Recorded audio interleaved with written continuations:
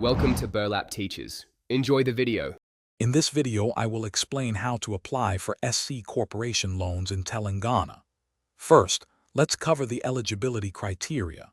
To qualify, you must be a permanent resident of Telangana and belong to the scheduled caste community. Your family's annual income should not exceed 150,000 rupees for rural areas or 200,000 rupees for urban areas. Additionally, applicants must be at least 18 years old to be considered for these beneficial schemes. Gathering the correct documents is crucial for your SC Corporation loan application. You will need to provide a valid caste certificate to prove your community status and an income certificate detailing your family's annual earnings. Essential identity and residence proofs include your Aadhaar card and a birth certificate.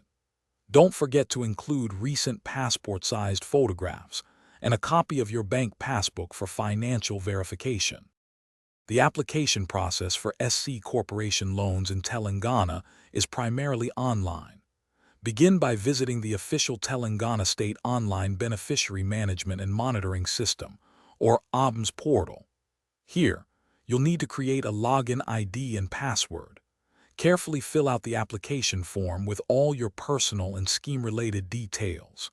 Finally, upload all your supporting documents and submit your application electronically.